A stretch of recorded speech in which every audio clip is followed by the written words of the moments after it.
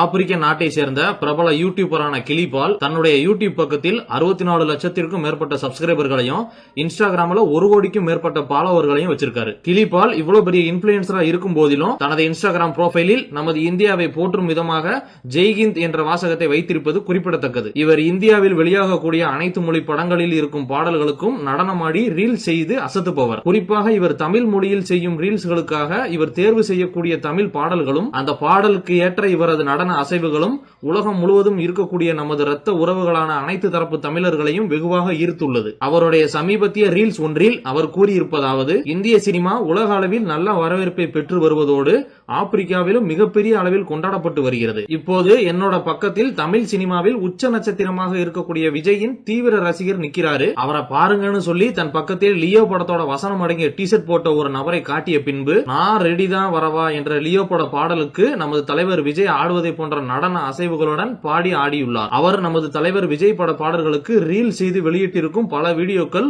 1 கோடிக்கும் அதிகமான பார்வையாளர்களை பெற்று வைரலாகி கொண்டிருக்கிறது.